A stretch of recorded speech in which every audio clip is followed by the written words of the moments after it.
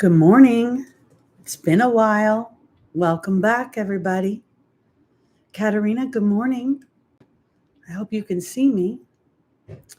Oh, I started a little bit early because literally at 11:08, let me check my notes. Don't want to misquote. Oh, goodness. Do I have the right notebook here? Yeah. 11:08 a.m., we're going to see the lunar eclipse. Or the lunar eclipse is happening at 15 degrees Pisces. So we have a lot to talk about. I want to do a couple of announcements. First of all, I think you all know that Small Wildflowers is going through cancer treatment right now. So we don't know when she's going to be here. She's got, good days and bad days, good weeks and bad weeks. And tomorrow she's having a test to see the progress of the treatment and if it's working, if it's shrinking the issues. So if you're out there, if you could put your hands together and pray for her. I think it's significant that today is a full moon lunar eclipse in Pisces. Pisces is actually her 10th house. So hopefully this is going to illuminate something that will give us some good news and continue her building herself. So, and I want to welcome everybody back. We've been on a break since July. We could call it a break because we weren't here, but I don't know if it was a break for anyone. Good morning, Catherine. It's good to see you. As I said, since we haven't been doing Sundays, Small Wildflowers has been going through cancer treatment, and I myself have been going through my own stuff. I have Neptune and Saturn conjunct my south node in the 12th house, and I have Chiron conjunct my ascendant and opposing my Mars and my Sun. We won't even talk about the rest of the story. So there's a lot going on here. So now we got a little bit of traction. Good morning, Queen Leo. It's so good to see you. Yeah, happy full moon Pisces eclipse. So let's talk a little bit about this because I think this is a very significant eclipse. Now, I want to offer you this. I don't have any planets in Pisces. I don't have, Neptune is in Scorpio, so it trines the Pisces energy, but not significant in orb to the eclipse. But my midheaven and my IC are exact. Look at your chart.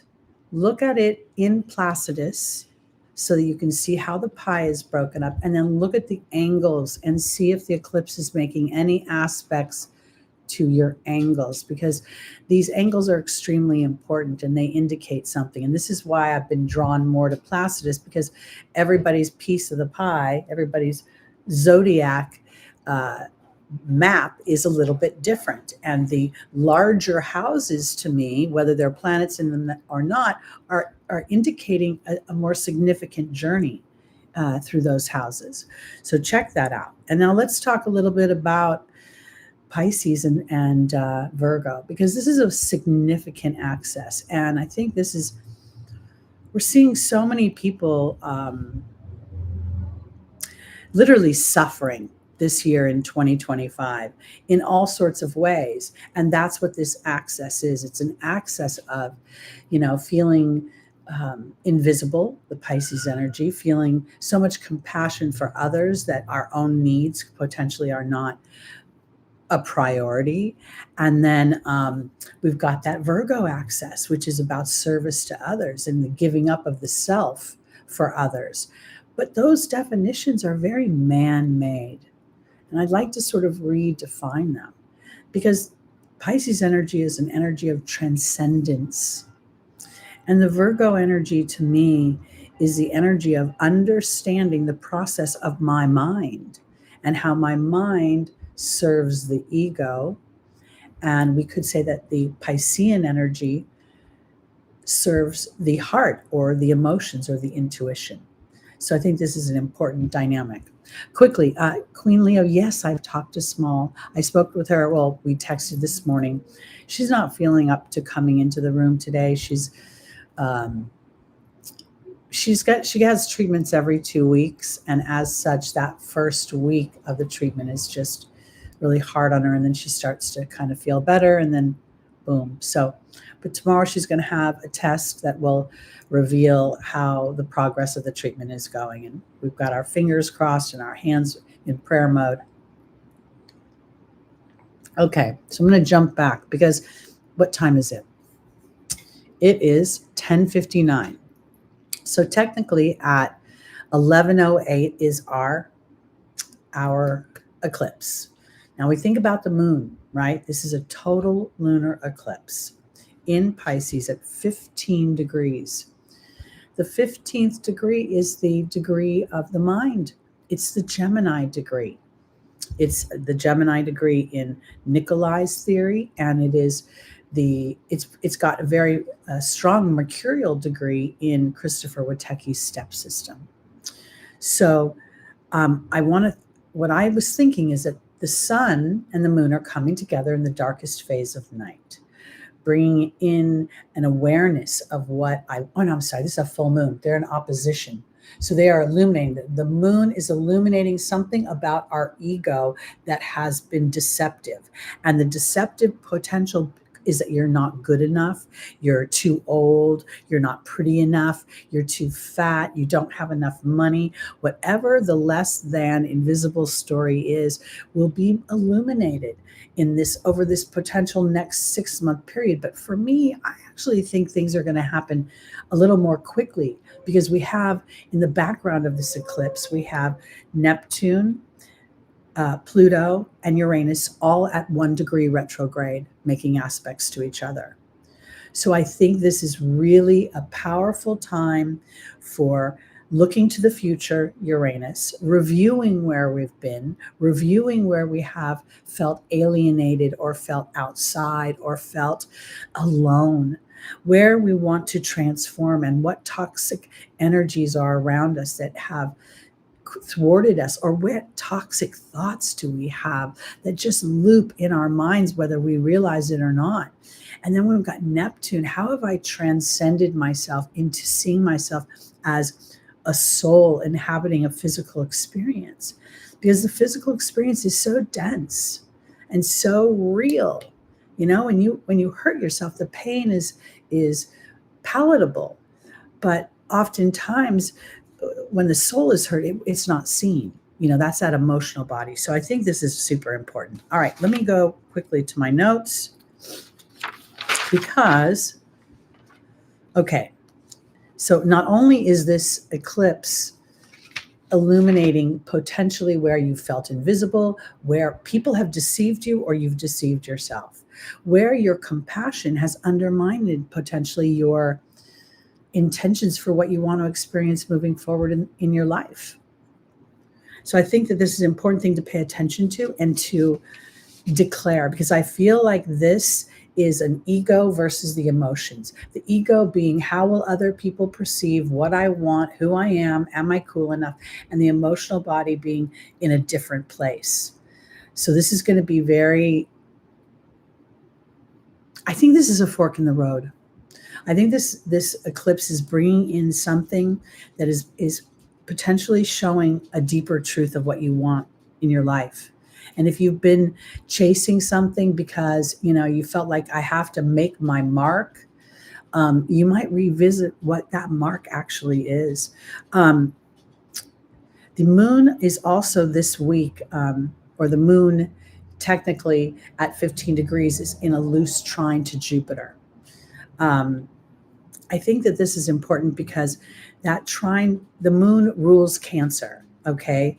Jupiter is the co-ruler of this Piscean eclipse. Hey, MK, good to see you here. Welcome back.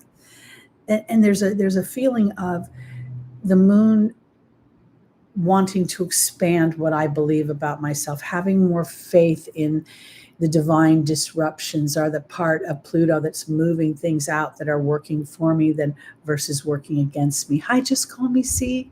Good to see you in the room. Welcome back. I think this year, 2025, is incredibly significant. And so far, I would say it's been rough, But at the same time, it's just been rough.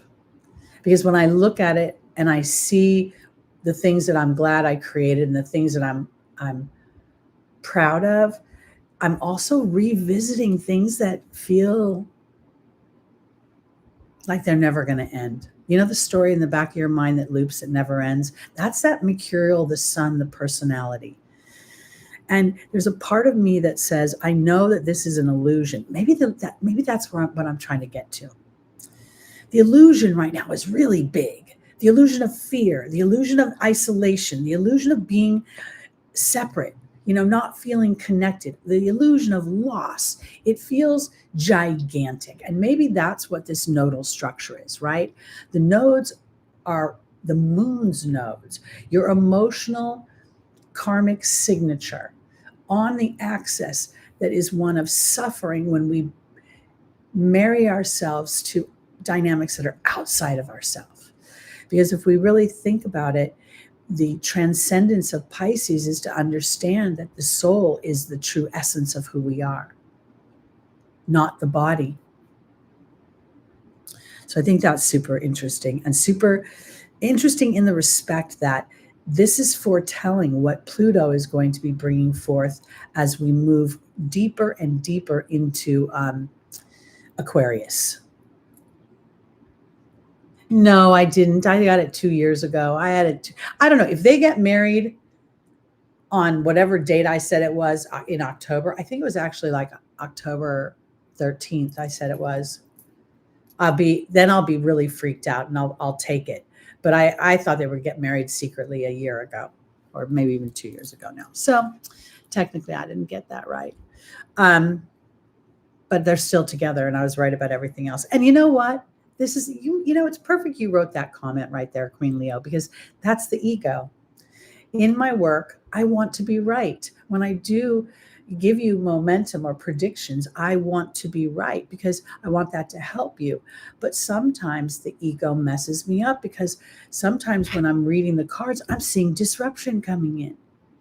And the person on the other side of the table is saying, but I've been doing all the work. I've been doing all the work. I've been going to the ceremonies and I've been declaring and doing my vision board. But underneath all of that energy of the doing is that I don't know if it'll really work. I don't know if it'll really work. Will I really ever be happy? And that's what the universe is responding to.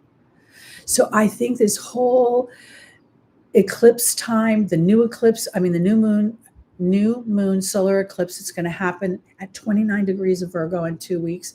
These are this axis of suffering because we don't recognize that the mind has been trained to operate in a certain way.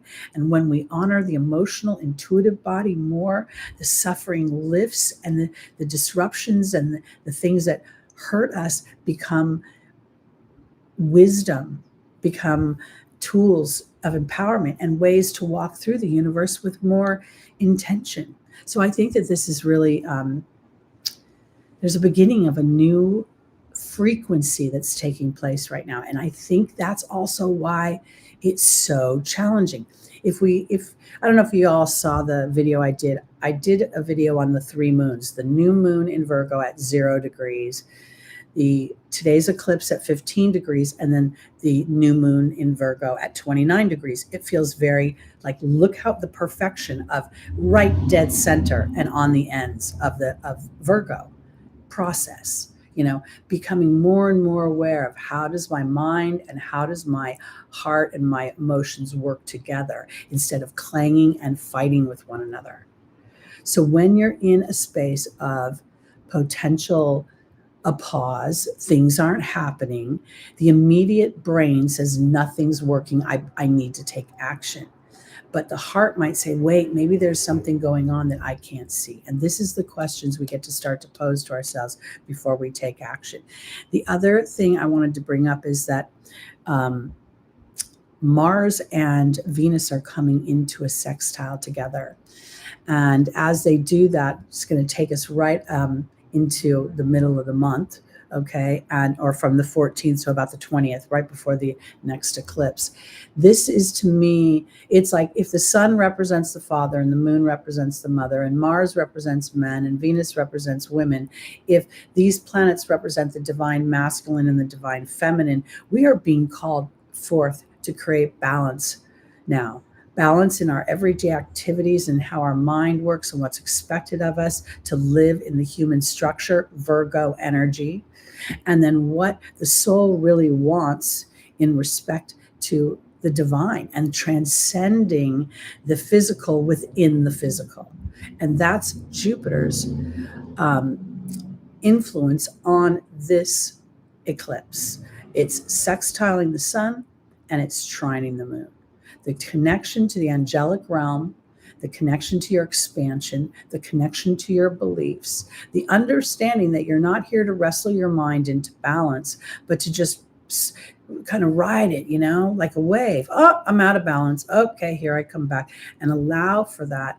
And that's where Jupiter in Cancer over this next year is so incredibly powerful, because it's really allowing us to connect deeper and deeper to our intuitive and emotional body, and to understand that self-care is incredibly important in order to achieve our goals and in order to achieve the things that we want for ourselves and for others.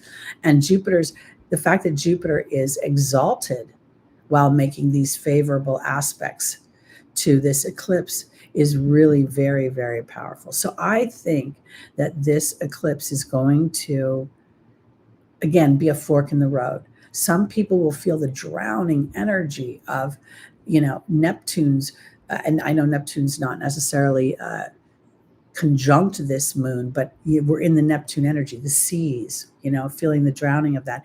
And others will understand how to surrender to the motion so that we lift up rather than sink under. What else did I want to say? Oh, the other thing I wanted to say about this eclipse is a part of the illumination that might be happening for you. And again, since more of you are in the room, I want to kind of repeat. At the beginning of the video, I said that I don't have any planets in Pisces.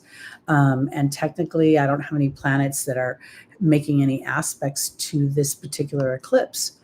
But my midheaven and my IC are both making an exact sextile and trine to the eclipse, which is pivotal for my public reputation and for what sits underneath in my private space of my home. So when you're looking at your charts, look at it in the Placidus system, okay? Because the house, the size of the house, the structure of the house, because sometimes we have a house where it's a late degree aspect, like you have a 26 degree first and second degree cusp. So really that second house, while it might be ruled by that 2 degrees of Virgo, it's really more Libran. So pay attention to this, because these are the subtleties that are actually giving you more detail. Is it 11:08 right now?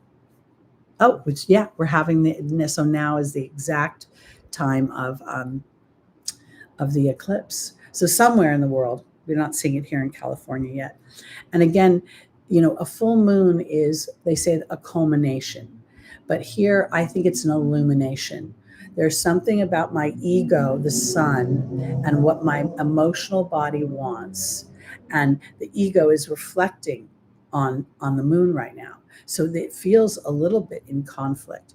When I get this feeling, I just remember back, my sister is she's like a label girl. She loves things that she, have the label on them when they're fancy stuff. I should call it bougie, right? And oftentimes I would unconsciously buy things for my home or gifts with her in the back of my head. I didn't know it consciously, but unconsciously. And as I got older and more aware, I realized I was not being my authentic self. I'm boho. And thank you, whoever said they like my top. Oh yeah, Queen Leo, thank you. It's actually Free People, and it's a little outfit. I like to buy their sets. They're very comfortable. And so as I've become more aware of the layers of me trying to get other people's approval and other people to accept me, I started to let that sort of sit on the outside and dig deeper into what's important to me. Okay, because I think that's pivotal here for moving forward. And that is indicated by the positive aspects that Uranus, Pluto, and Neptune are all making. They're all at 1 degree in their respective signs, retrograde. Okay. So now we're looking at reviewing what's important to me. What do I want from my heart? What do I have the courage to endeavor, to embark upon? Katerina, if Mars is in your 10th house as well, this could be a great time to take action, depending upon the aspects of how that's playing out. It be a time to be braver in your life about what you want. And the 10th house is a house, while they talk about career, it's also a house of public status. So sometimes just having the courage to stand in your own light can change your reputation and bring in opportunities that you would otherwise not have. So I think this is important. I also want to bring up that as we move later into the month, and I'm going to be back on Sundays at 11 a.m. If anybody wants to write the timestamps down, that would be really helpful, but not required by any means. But what I want to bring up is that we've got Mercury entering Libra on the 18th, and we have Mars in Libra right now. Mars is moving closer and closer to Spica, the fixed star. So while Mars is in fall, technically in Libra, Mars is also being tasked to be brave in listening to God's voice in your ear. Yes, this works for me. No, this doesn't work for me. And if for some reason there is indecision, then Mars gets to be brave enough to stand still until there's an inspired action and something that feels passionate moving forward. It should show houses and degrees. None of your planets are in there. It should show your. I don't know what program you're looking in. I like Luna Astrology. If anybody knows that program, that's what I use the most. And if I could share it with you on this live, I would, but we don't have those capabilities yet. Okay. Let's see. I think that's it. Let me look here. There's Jupiter. Oh, okay. The other thing that's important to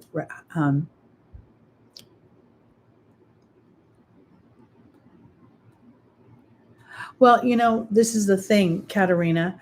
What you might not realize, Luna Astrology is, I think, free as well. I'm not sure. If not, it's very inexpensive, like $35 a year.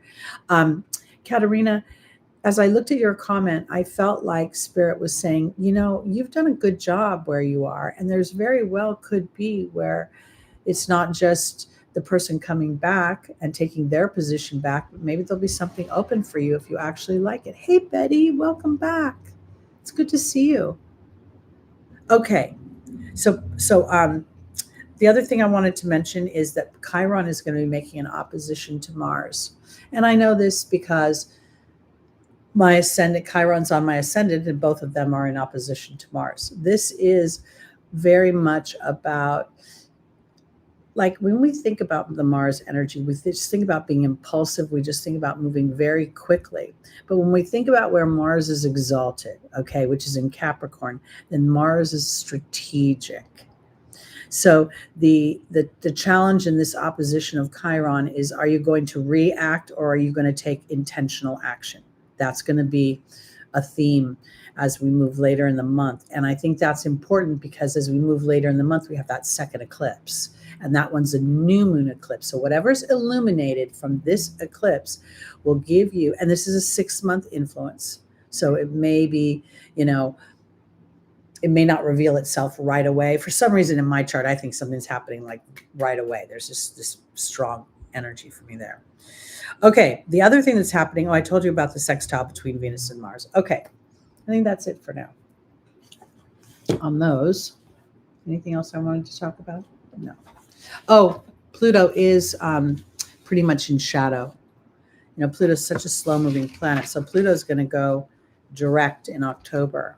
So the idea that those 3 outer planets, Uranus, Neptune, and Pluto, are all retrograde at 1 degree is extremely significant. It is playing in the background. And what I think is is that those planets are indicating what the truth of the eclipse is. So wherever they are, I know what I wanted to do. I wanted to tell you all where the eclipse is happening in your charts. So as we move forward. Okay. What month is it? Oh, it's Virgo month. Start with Virgo and work our way backwards. Okay. I didn't want to have to trust my brain this time because Lucky is a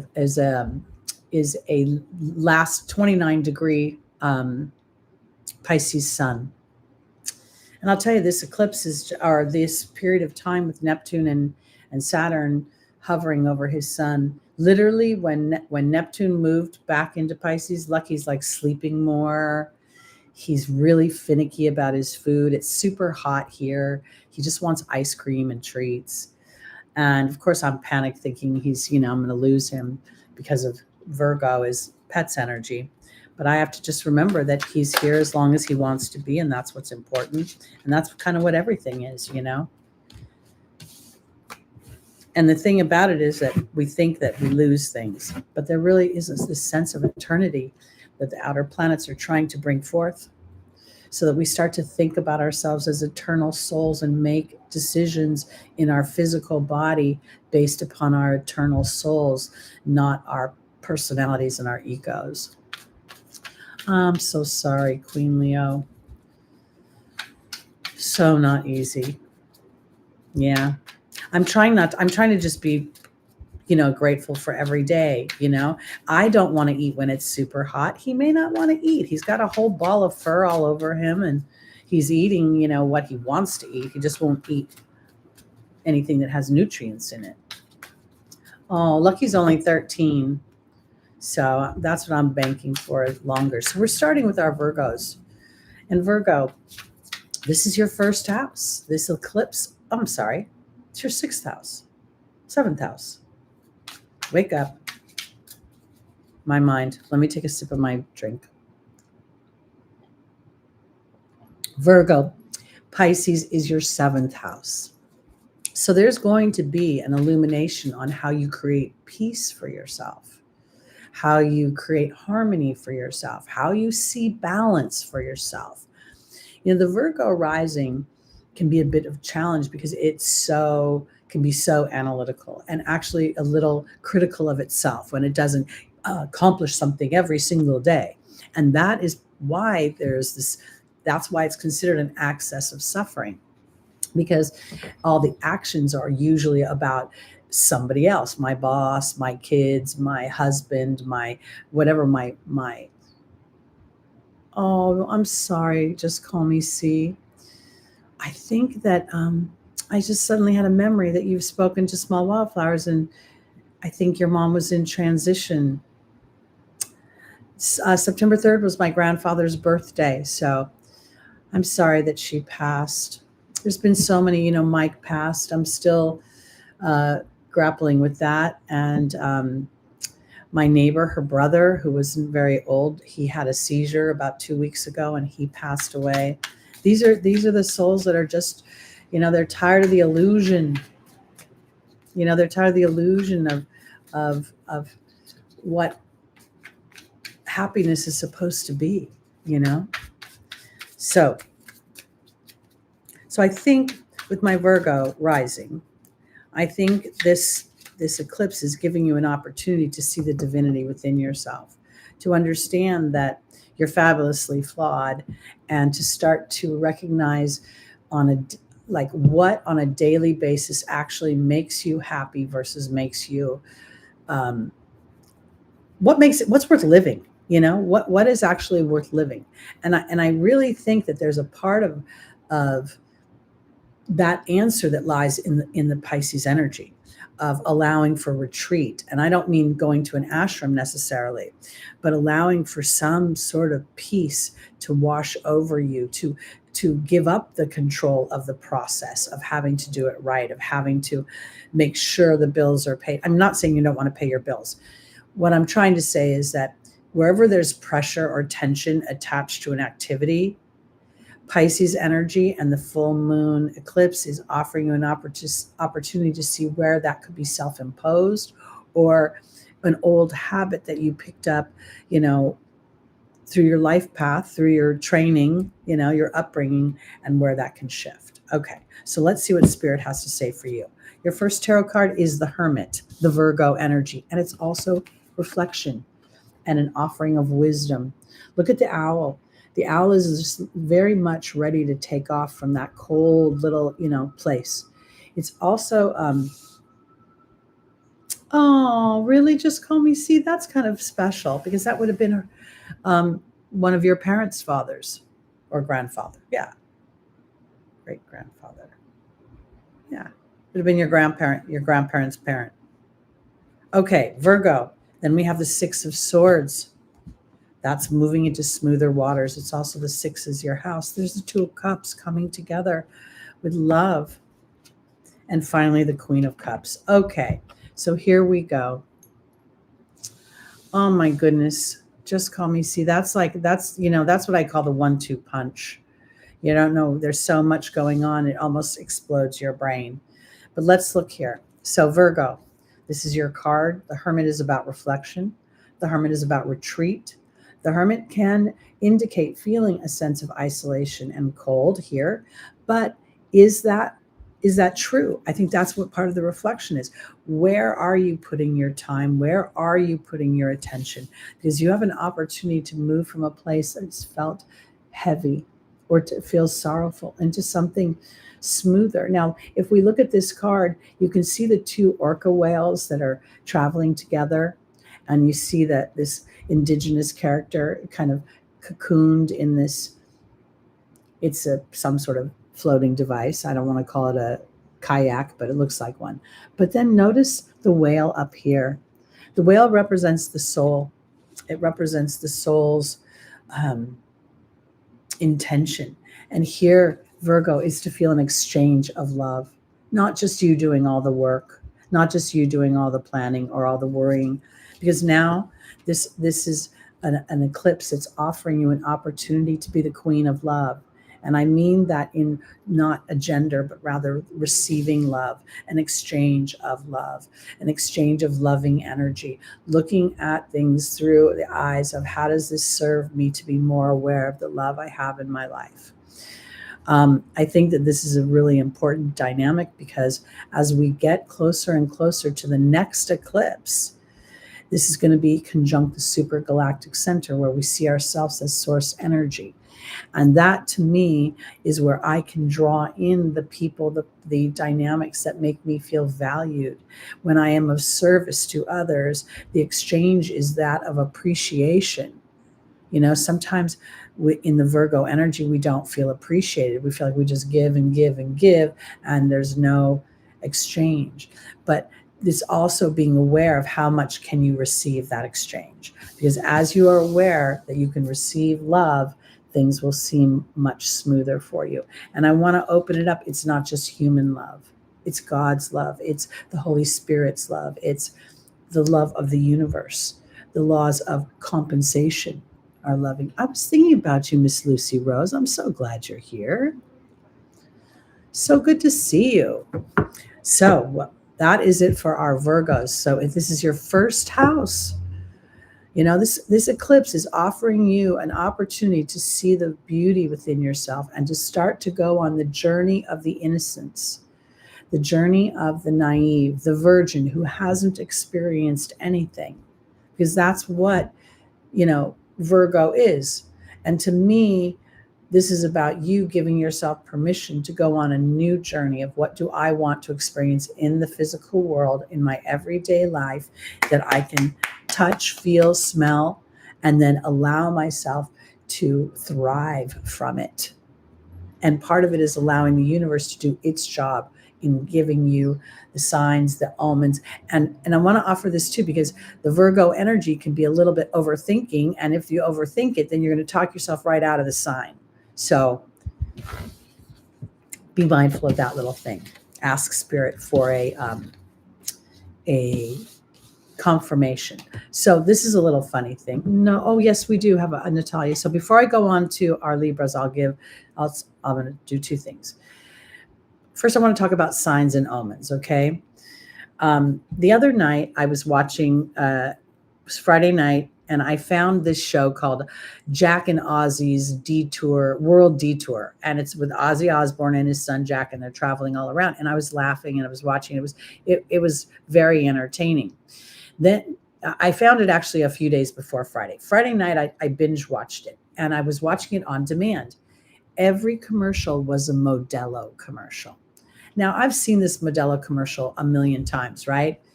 And so when it started to come on, I didn't think much about it. Mike drinks Modelo beer. That was his beer. There's a Modelo beer on his altar. This is my first love that passed away. I watched probably 5 or 6 episodes. It just ran all night, and every single commercial was a Modelo commercial. And I started to think, Mike, are you giving me a sign? Is that commercial a sign? I didn't really get an answer that night, but the next day it happened to be on again, right? And it was on the TV, and all the ones I'd already watched. So I went back on demand to watch the ones I hadn't watched yet, and there was not one Modelo commercial. So I started to think it was a sign. So look for weird repetitions, and how you associate that particular situation will be the sign. So yes, we do have an update on small wildflowers. She was been going through treatment. About every 2 weeks she has a treatment. The first week was really knocking her out, but after the second week she seems to be feeling a little bit better. Tomorrow she goes in for a C scan, I think they call it, to see if the situation has shrunk, and they'll assess from there what they're going to do. So we're keeping our prayers out for her. And she, anything you want to do, if you want to send her a card or anything, her address is on the community board. All right, let's go on to our Libras, rising, moon, sun, and stelliums.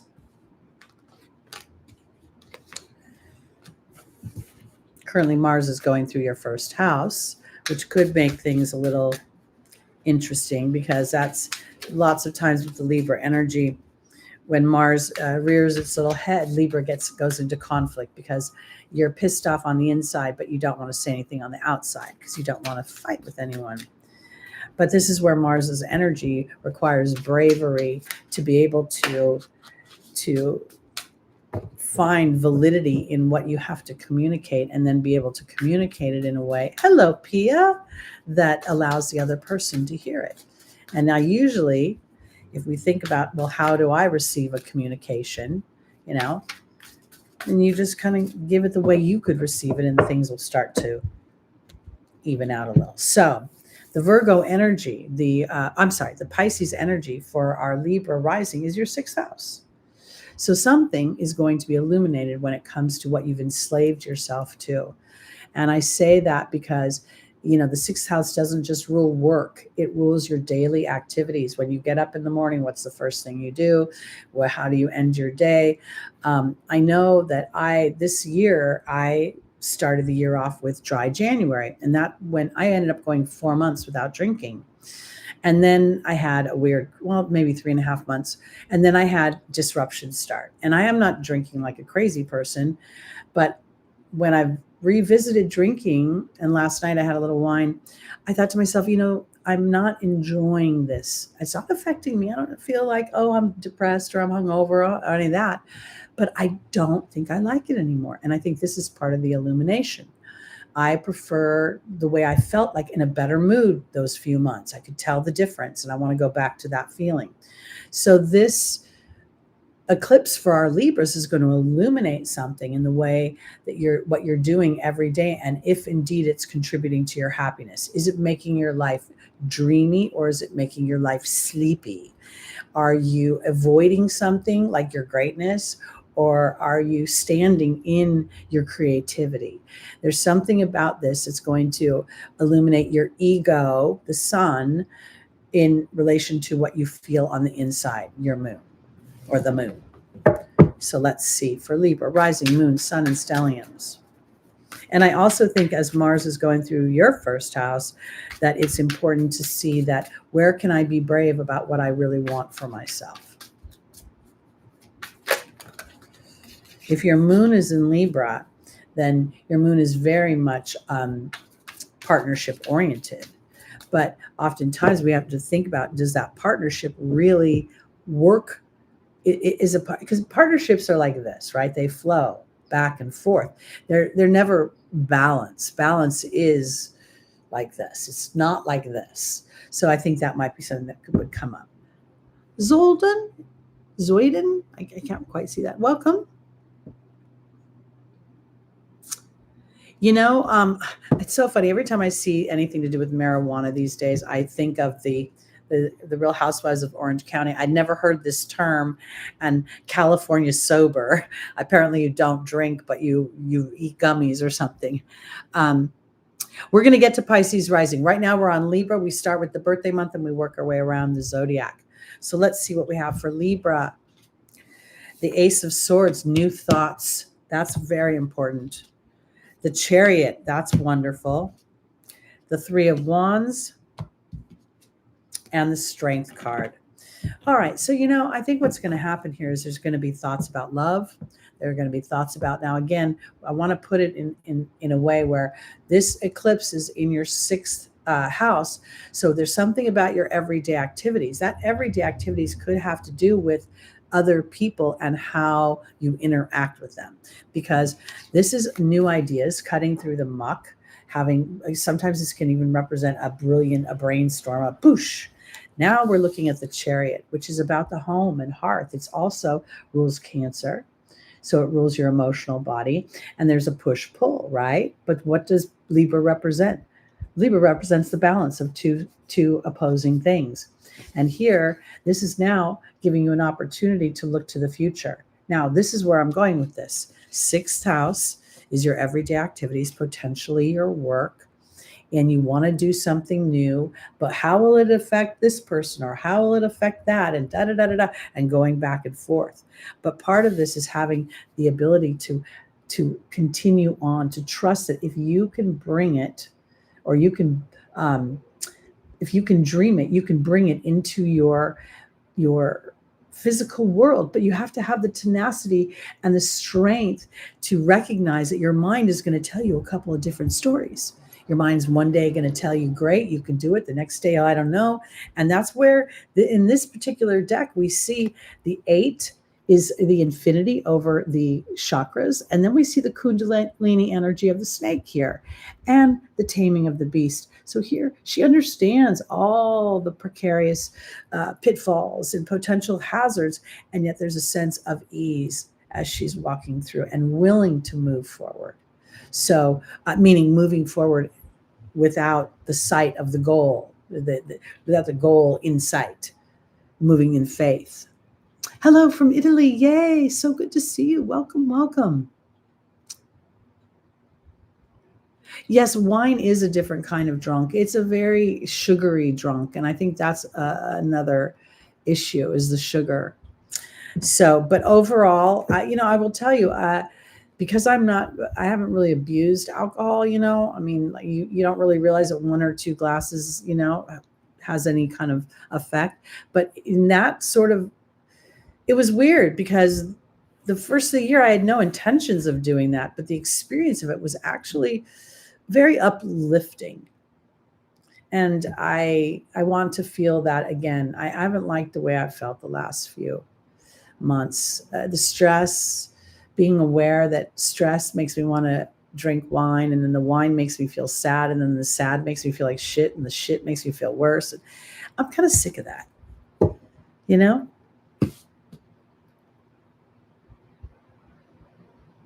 It is funny how one day something doesn't work with you anymore. That's very true. So anyway, and I think that's part of it. When we think about the Virgo Pisces energy, we are talking about energies that affect the body, both our health access, mental health and physical health. All right, on to our Scorpios. Oh no, I think it's just the inhibitions that get put aside, and then you get up and dance on the bar like you always wanted to. All right, here we go. Scorpio, rising, moon, sun, and stelliums. Now you'll have some sort of trine. Okay, we're looking at the water signs are going to trine this full moon, this eclipse.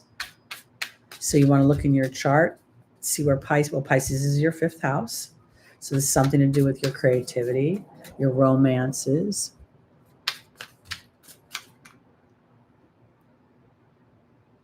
That's what I'm finding is Zoidin. I think I'm saying that right. I hope. I don't know if I am. But I was saying that my dog is 13 and a half. His birthday's March 19th. And so his sun is literally Saturn and Neptune are sitting on his sun right now. And I obviously I have this ghost in the back of my head wondering if, he's going to cross.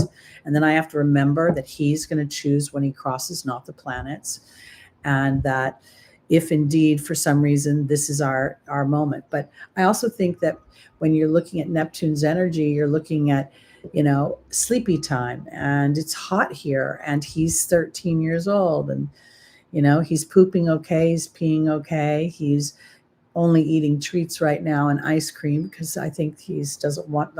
All I've been eating are grapes and peanuts.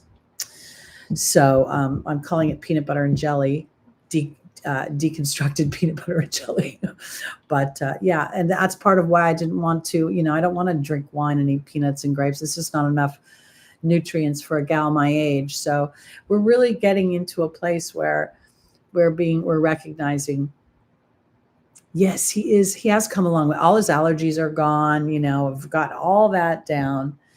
And for the most, he's a pretty happy pup, I'll tell you. But just lately, he's just been a little slower. And just like I think it's the heat, because his mood is good, I think, for the most part. Anyway, all right, let's move on.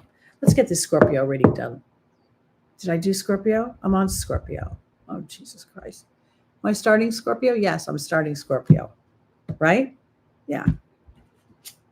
The World. That's a beautiful card.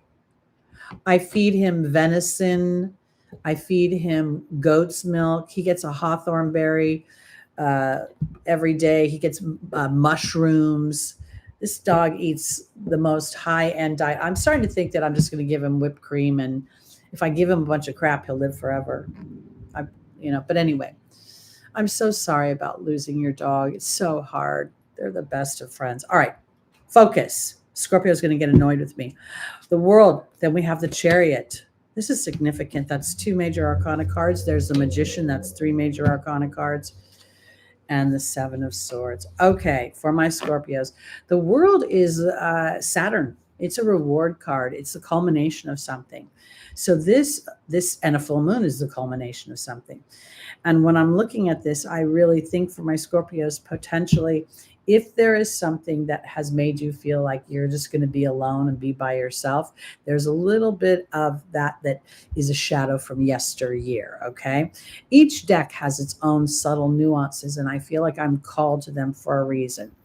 Here in the World, we see these beautiful sea turtles and then the transformational butterflies. The sea turtles are Mother Earth, Gaia, the ocean.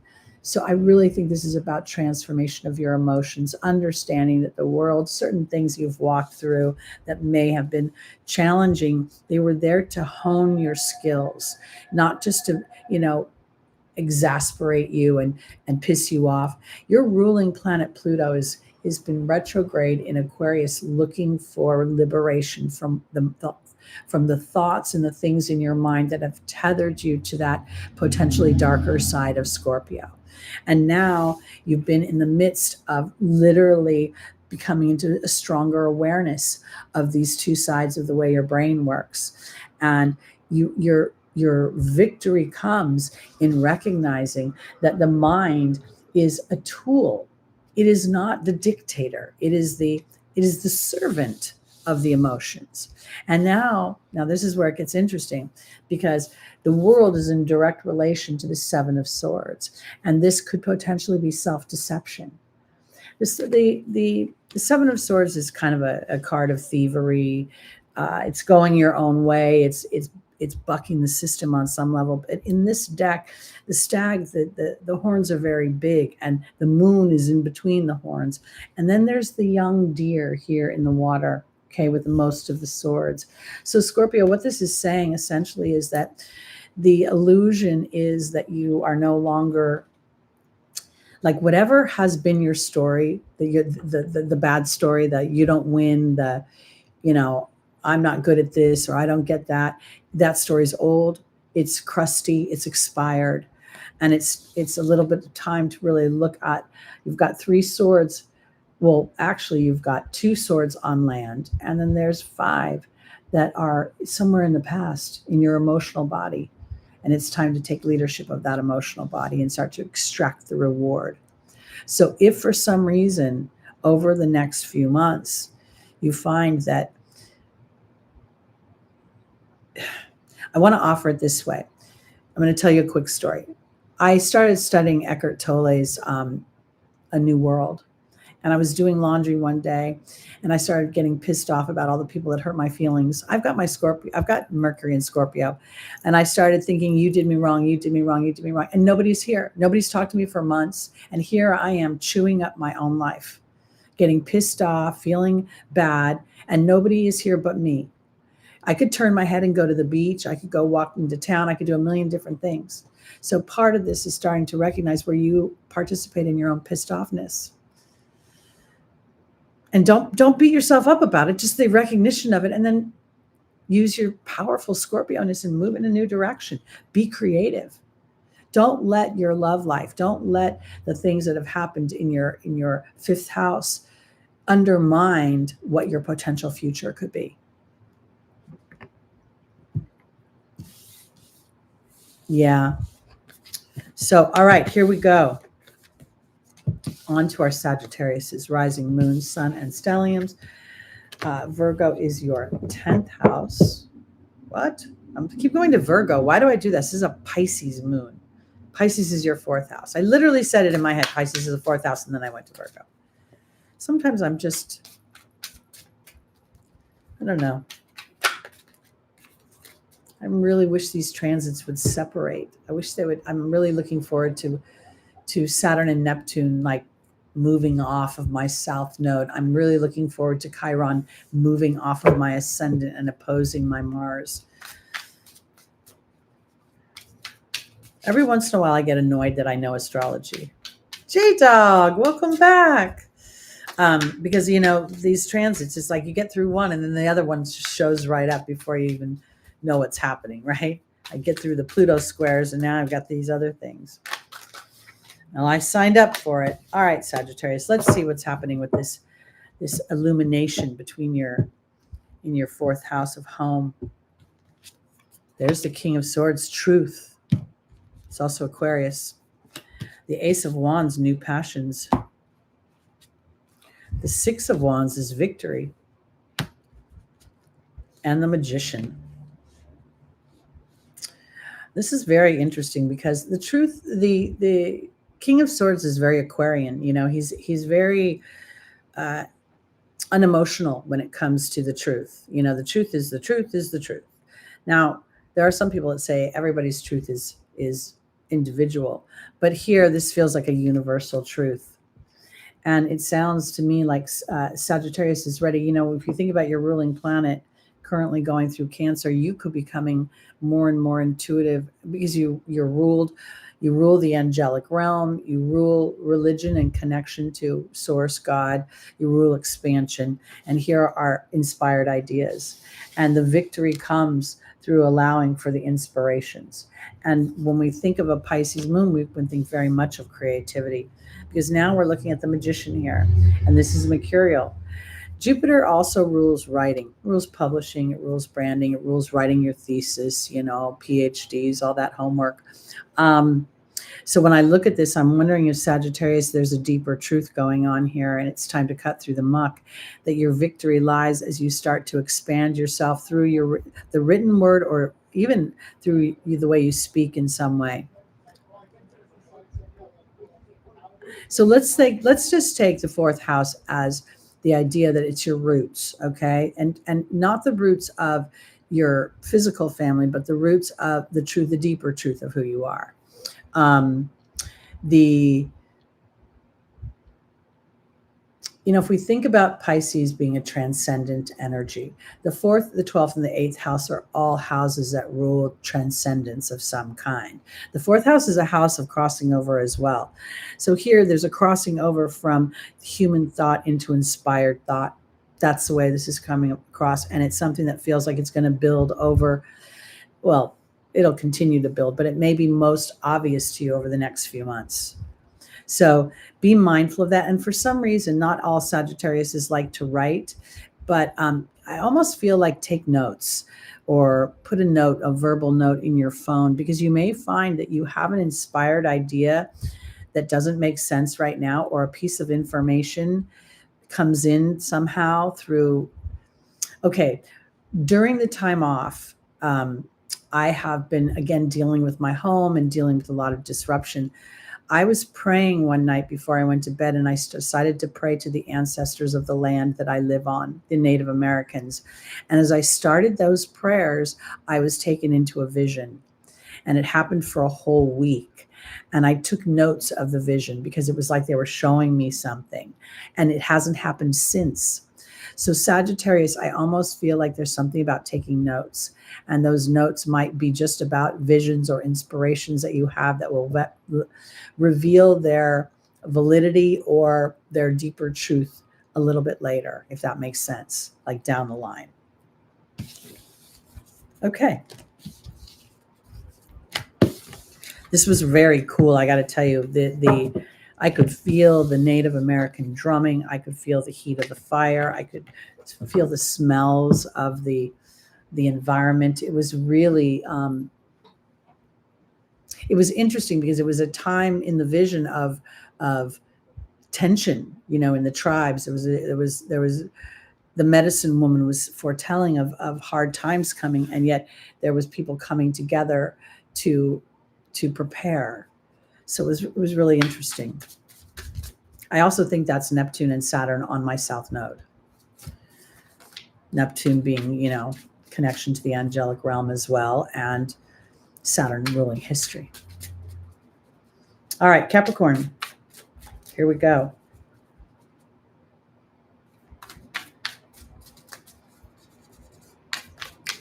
Pisces is your third house, the house of thinking, the house of speaking, the house of childhood, your childhood education, your childhood friends, your cousins, the news, the media.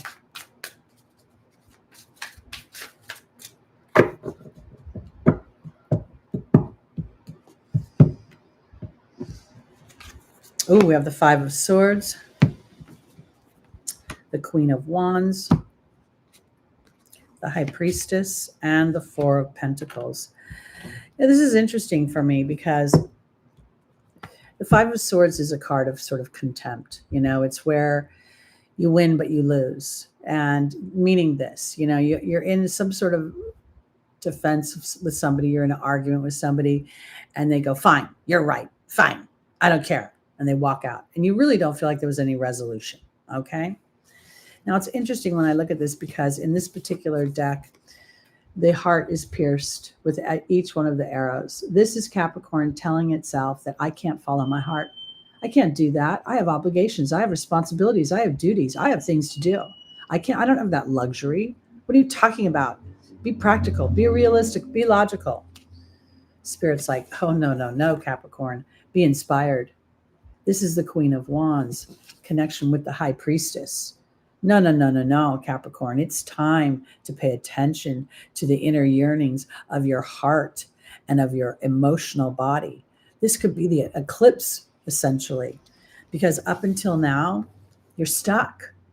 You've been transformed. Pluto transformed you in your first house, and yet you haven't been able to really get out there and swim in the ocean. You can see the sun, you can feel your transformation, but you haven't actually been able to stretch. So let's think about this. Saturn's your ruling planet, and it's moved back into Pisces, right? It's going to stay down. I think it's going to go down to 26 degrees, about that. So it's in those later degrees of really mastering that connection to the angelic realm, looking at your thoughts. And do my thoughts default to that? One of the things I recognized over the last few months that I've been off and off the Sunday show, work has gotten very, very slow for me. But I'm not in my vibration. I'm in a hole. I'm pissed off. I'm worried. I'm angry. I don't know how many words you can say: pissed off, angry, whatever. And I've been assaulted by multiple men. Okay, men just treating me like, here, let me take your money and then flick off whatever this is something I can see inside of myself, and I know how to course correct it. Capricorn spirit's trying to say that if you default back to your old ways of being, the history that you know, you're going to still feel stuck. It's time to allow for this heart to actually feel authentic. Don't worry about what other people are thinking right now. Don't worry about if they get it. Because if you do, you'll stay stuck. You'll feel like I'm so close to getting past wherever I want to be. And this is the road right here. Your creativity, your fun, your laughter, your fifth house. So when you get out of your third house of your head and into the fifth house of your fun, you'll start to feel your transformation even more in the material world. Because right now, Pluto's transiting your second house of value, self-worth. And that could equate into more money. But I don't think it's about money for Capricorn right now. It's about opening up the emotional currency and giving it validity. All right, let's go on to our Aquarius's rising moon, sun, and stelliums.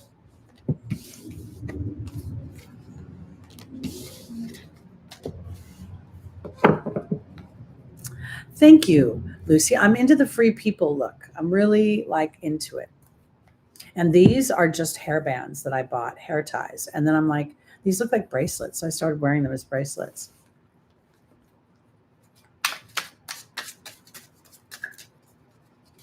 All right. Whoops. Aquarius. Pisces is your second house. Thank you.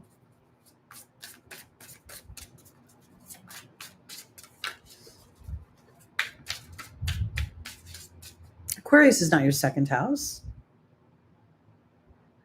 Pisces is your second house. Yeah, no, sorry. I was like, I was, every once in a while, I don't even know what my brain does. It just fritzes out. It says you're wrong lately. I started to have an anxiety attack this morning for reasons I don't even know. I never have anxiety, but I've had anxiety so much the last few months. It's just annoying. All right, Aquarius.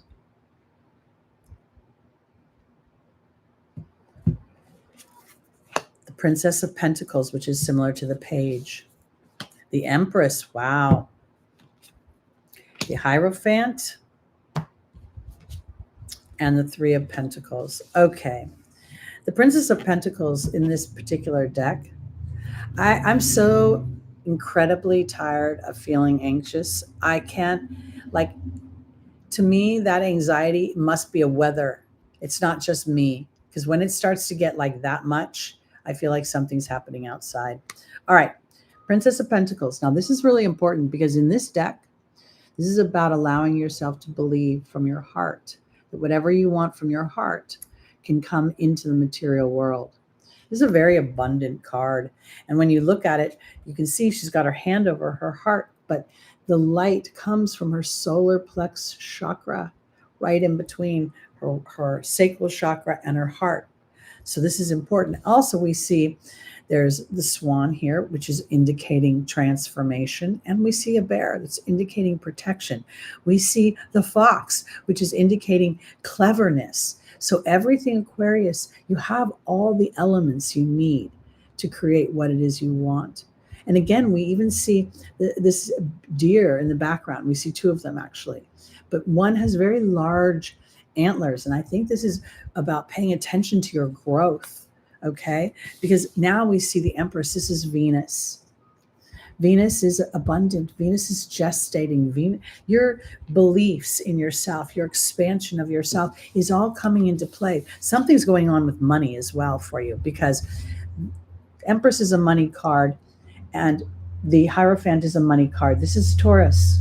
So Venus rules Taurus. So there's something about you coming into a place of trusting and believing from your heart, not going too deeply into the idea of where will it come from, where I can't see where the resources is. Because now when I saw this Three of Pentacles, which is Mars and Capricorn, okay, but it just immediately felt like teamwork with spirit. Here we see the sea turtles again. We see eggs within, something's gestating for you particularly. Now, as Pluto enters your first house, it can feel very disruptive. Those of you that are born, early born Aquarians, January Aquarians, are going to feel that initial boom. And this right now, I believe that Jupiter, blah, blah, blah, Pluto is slowing down in its retrograde. As it slows down in that 1 degree, that degree is very much the I. What do I want for myself? How does what I want for myself help represent what others can want for themselves? That's the greatest gift you can actually give to other people right now, is as you allow yourself to follow your dreams. It's like the Pied Piper saying, come with me. You have dreams too. So this is about working in tandem from your heart, practically with spirit, because something is gestating for your benefit. This is very beneficial. Okay, so we should see something around next March, potentially at the latest, which would make sense to me. All right, on to our Pisces. This is your moon. And it's conjunct the nodes. I didn't talk about that much since y'all got here, but the North Node, the Sun is up against, Sun is in Virgo, up against the South Node, and the Moon is in Pisces, up against the North Node. So this is an activation of something that comes from your heart, your soul. This will not come from something practical.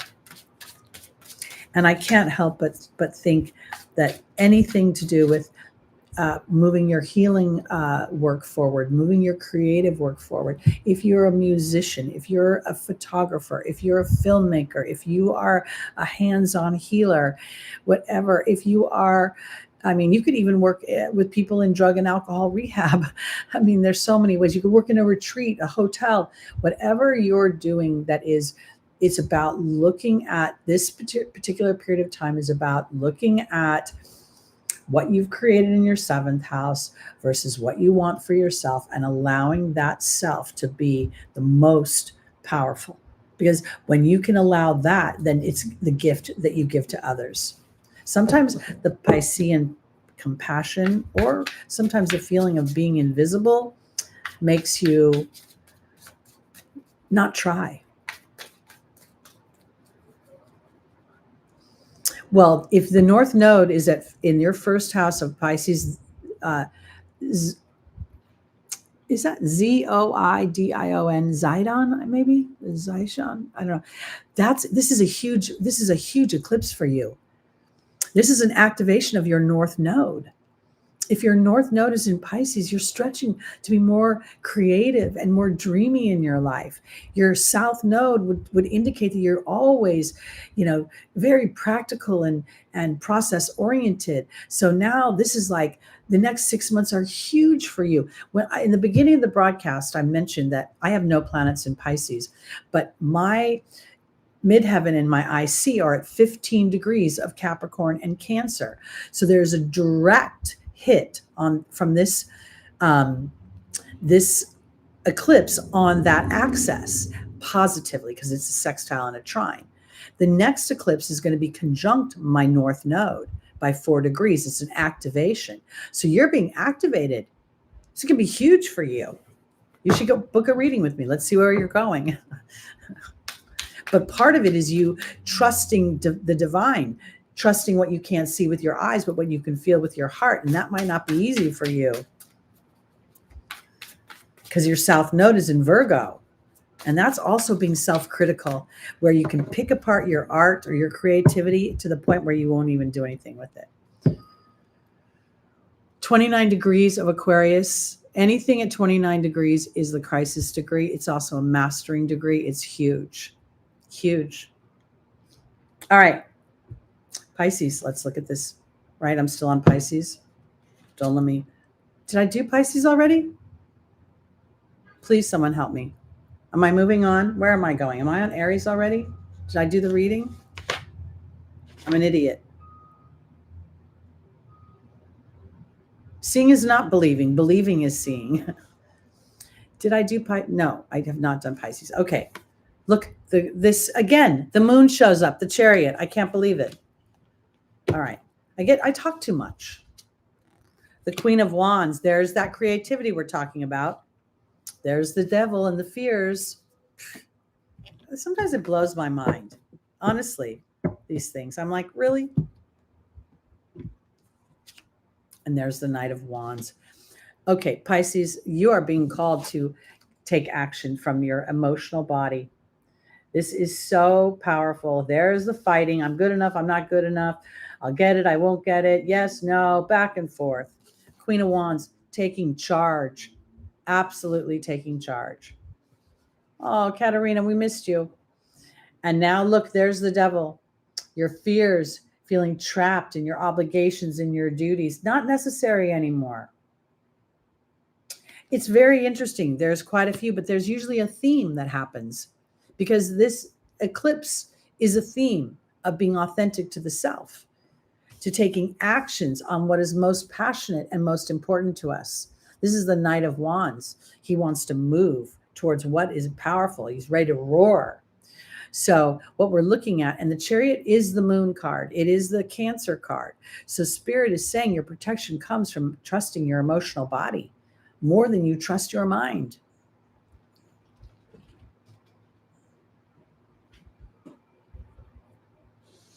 The difference between this particular spread and the Aquarian spread is the Devil card, because this is where the Pisces energy gets a little rough, because the Pisces energy feels naturally invisible. It's that last house of the Zodiac where you're transcending the physical back into the non-physical. So there's this weird translucent feeling. So now for you to step up and say, I'm worthy of being seen, might feel a little weird. But that's what this is all about, kids. That's what this is all about. Stepping up to being seen, walking through your fears. All right. I'm going to show you. Okay, here. I'm going to put it in here. And I'm going to put this one in here. I'm going to shuffle some more, and we're going to go on to our Aries, rising moon, sun, and stelliums. And thank you so much, everybody, for coming back after such a long time. I really appreciate you all. It's been a really, really, it's been challenging finding my motivation and feeling like, it's hard when Saturn sits on your south node, triggers all your bad habits. All your pity parties get triggered. I missed you guys too. I prayed for you every night too. I always do. I think it's really more important now than ever before for some reason. All right, Aries, let's see what's happening.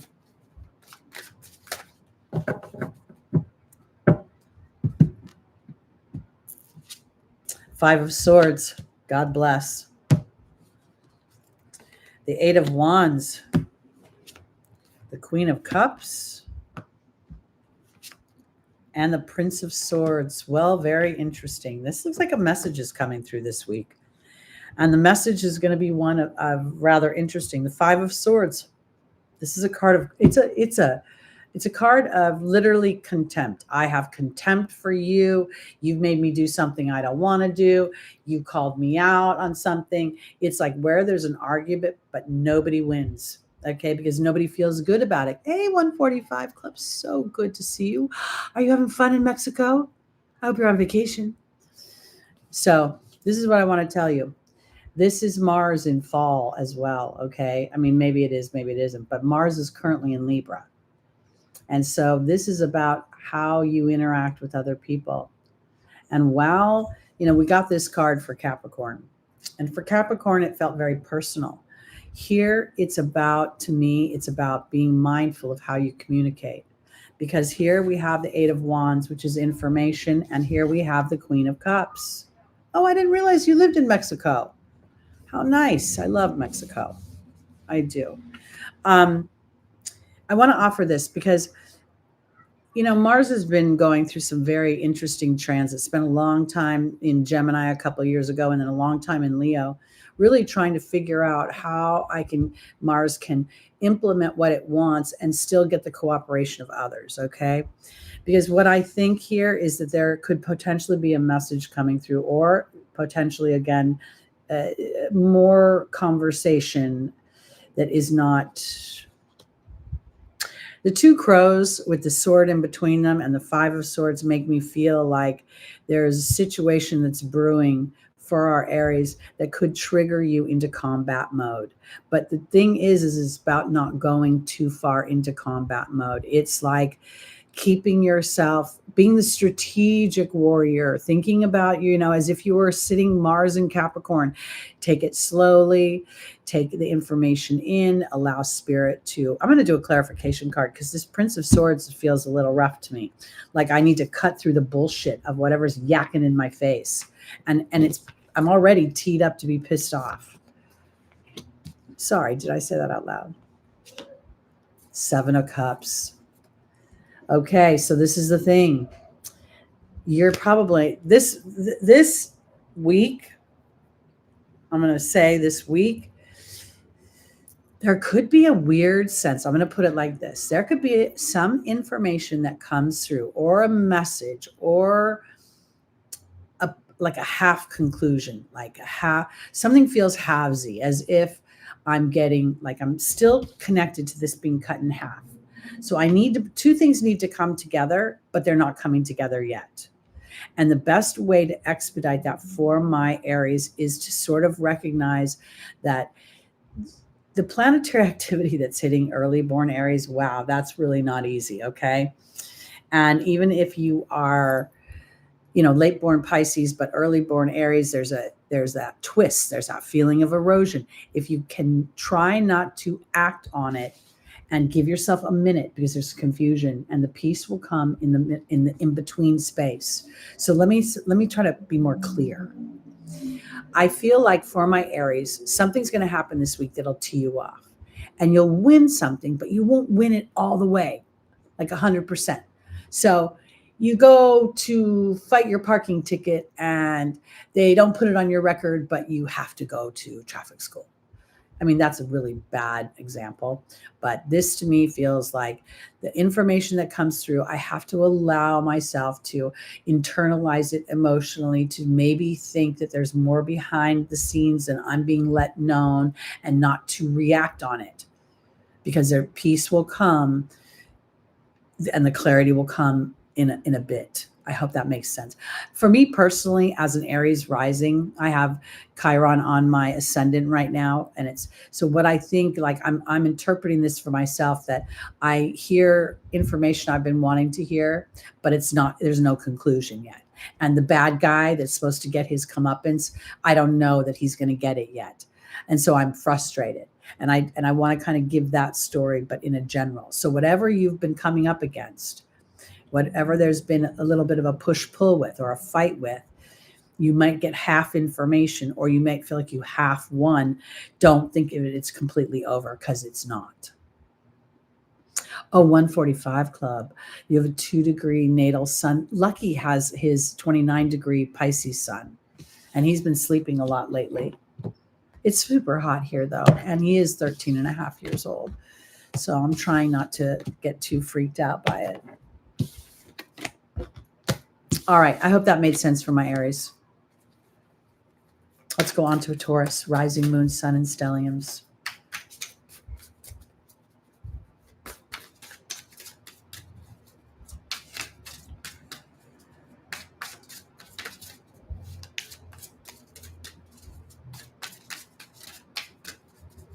Thank you, J-Dog. I appreciate you.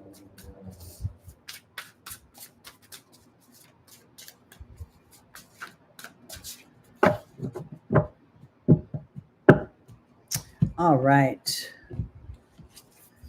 Taurus, wish fulfillment, the 9 of Cups. That's lovely. The 10 of Swords. Okay. I guess the wish is to be over the drama. The Eight of Swords. Oh, yeah. We start off well and then we go blah, blah, blah. All right. We start off and we end well. Okay. Taurus, you've been experiencing Uranus going through your first house. Most of my first house is Taurus. My moon is in the first house of Taurus, and I've got a little bit of Gemini in there because this is interesting. Don't take everything.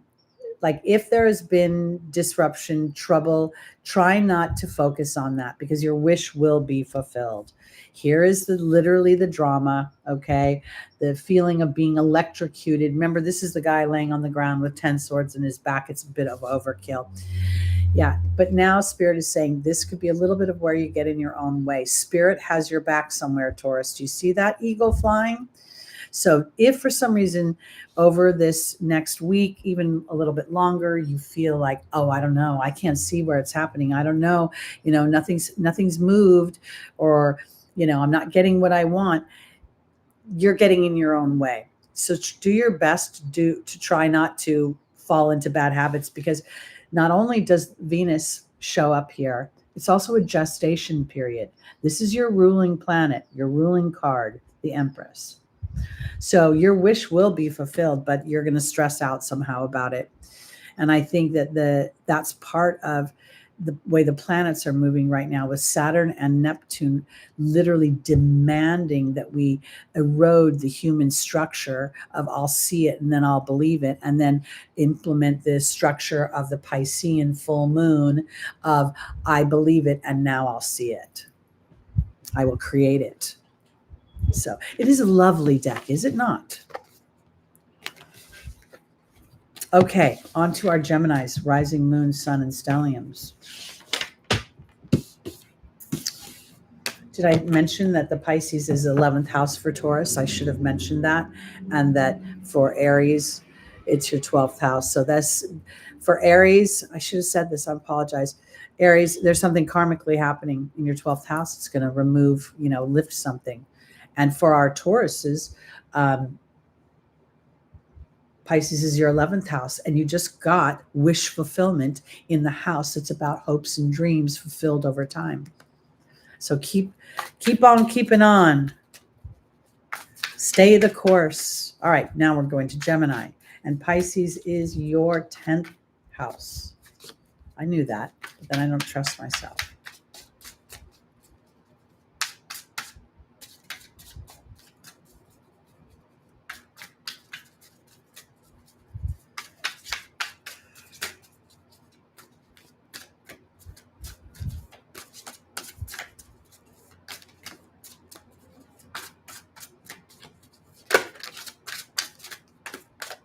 All right.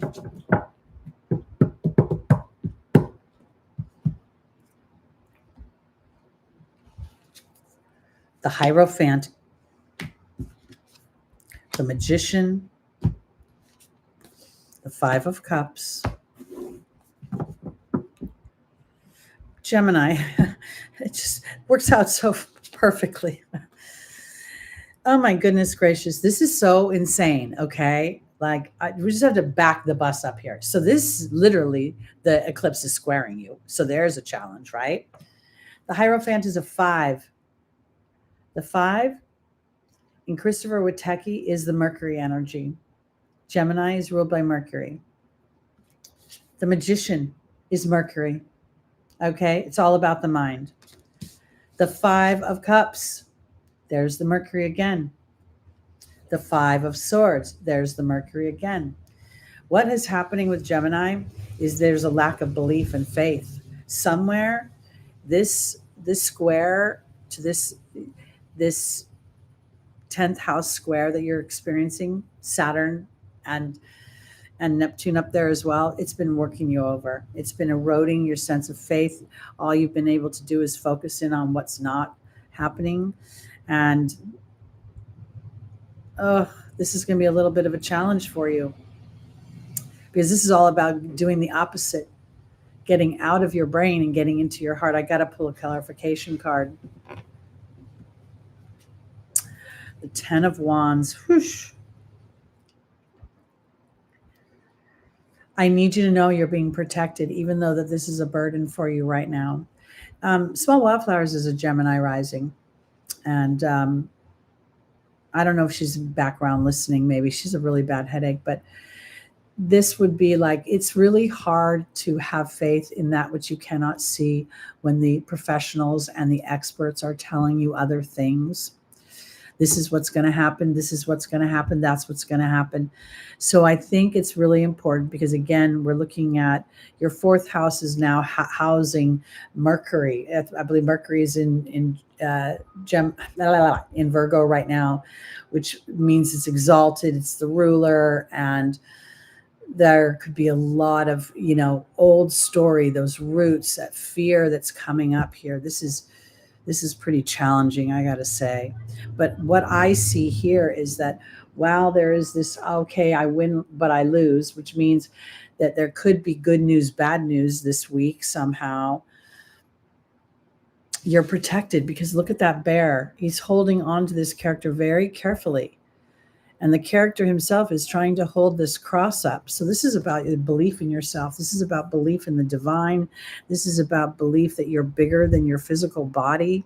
This is about trying to take practicality and reality and move it into something more magical. A little rough. I'm not going to say it's not. Because what this is saying for Gemini is that the square to your 10th and 4th house is going to be illuminated, and how you think is going to show up for you this week. And you may find yourself caught up in like, I know I shouldn't be worrying, or I know I shouldn't be focusing in on the negative or the challenge or the problem, but I can't help myself. And that's where I think that, really going to be important to stretch for Jupiter, stretch for your connection. Yeah, I think it's relevant for all signs as well, but I also think it's a little bit harder on the Gemini energy. Gemini is more of a thinker than Virgo. Virgo's a doer, they think and then they do. So their actions, their doing gives them something to, but Gemini can just spin in their brain, and that can be a little bit hard to slow the spin down, So it looks a little challenging. I'm not going to say it doesn't. I lie.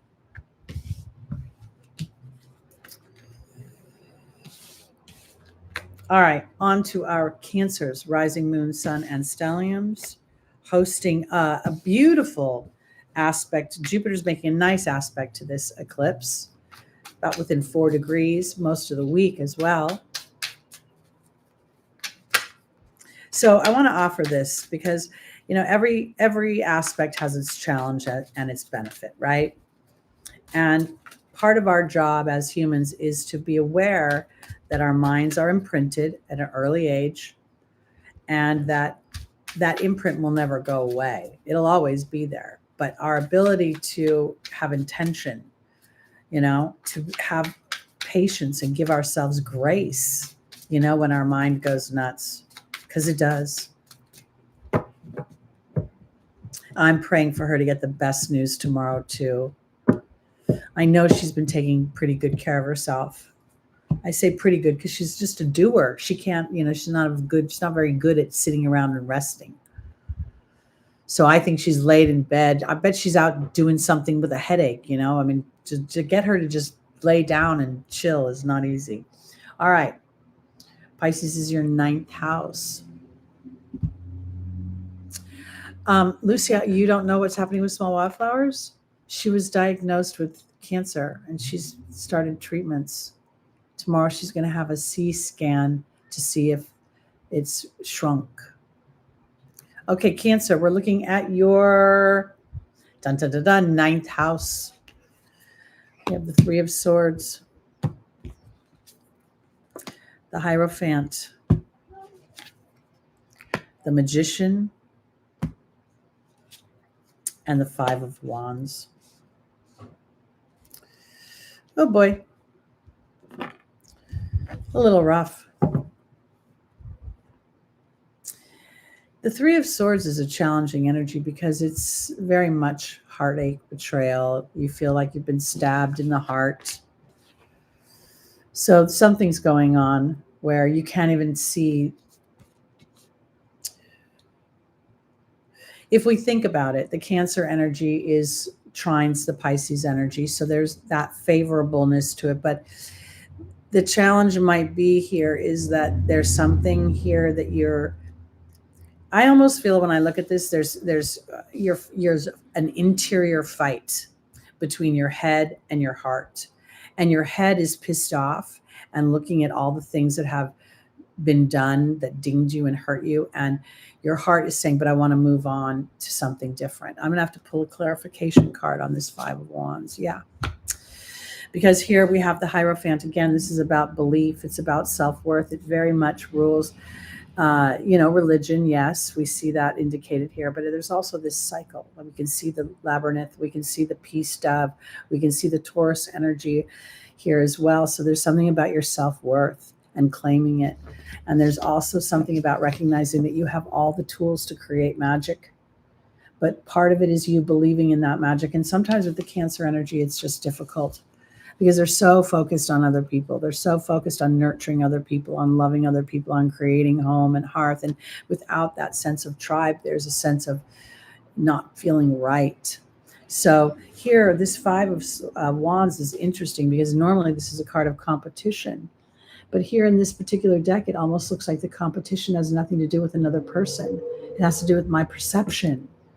This character's all by themselves, and there's these lilies that are like death lilies, and all the wands are like surrounding. So there's something about this particular deck that feels as if, because there's also this trail. You can see the trail.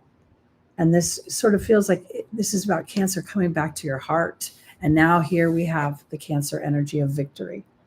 So what I think is going on here is that this particular eclipse is illuminating something for you, which is illuminating potential past hurts, betrayals, where you felt unseen or underappreciated or valued. And now it's an opportunity for you to look inside yourself and see how much am I married to that story? How much do I tell that story to myself?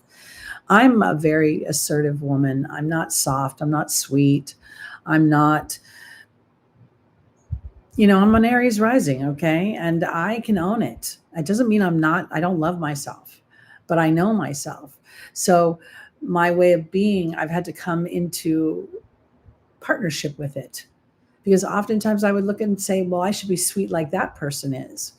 And I feel like here, there's something about you that's got to focus back in on the self and seeing the duality within yourself. And if part of that duality is expressing things that have hurt you in the past or are distasteful, then there's a way of learning how to express that.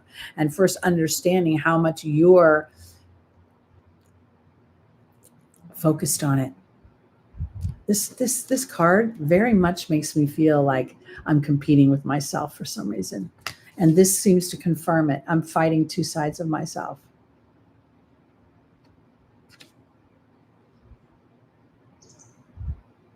Okay, let's go on to our Leos, rising, moon, sun, and stellium. And this will be our last reading for the day. And I'll be back next week. All right. And Pisces is your 8th house. I don't know why I can't just go backwards. And Lucky's so sleepy lately. Makes me nervous. Makes me nervous when he wanders around. Makes me nervous when he's asleep. This transit's really bugging me for him. I wish I could feel more faith.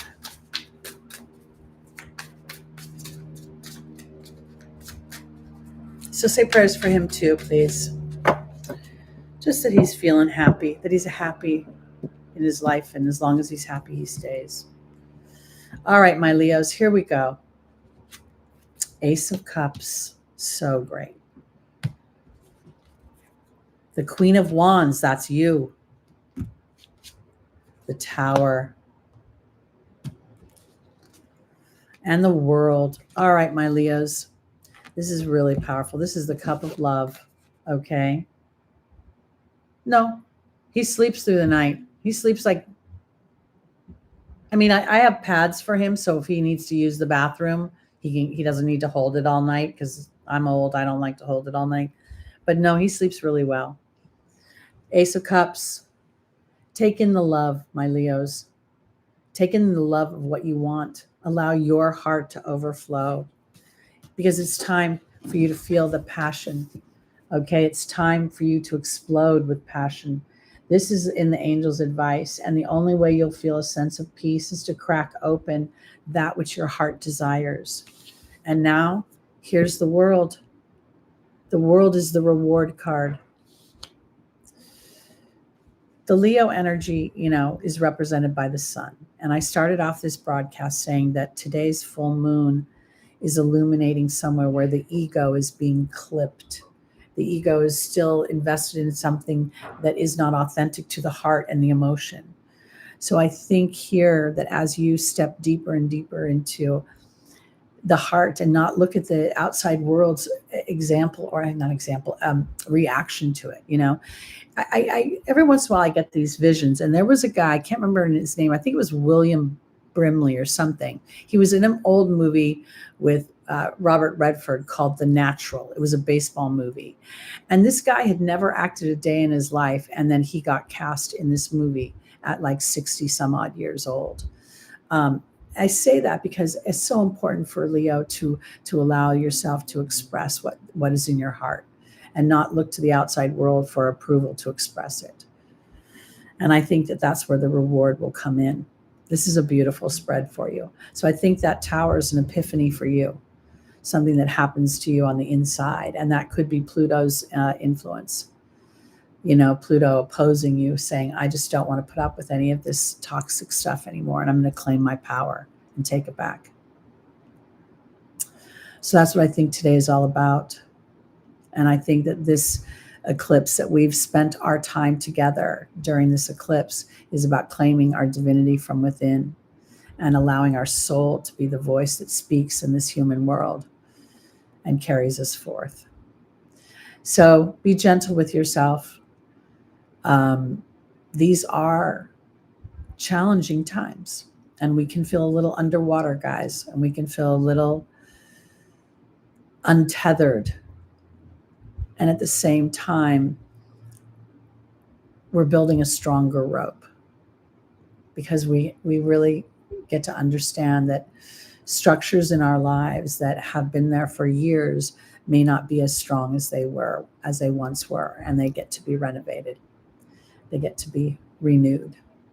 All right, everybody, that's it. I'm going to say good night or good day and wish you all the best for this Pisces eclipse. And I'll see you next week on the 14th at 11 a.m. Peace out.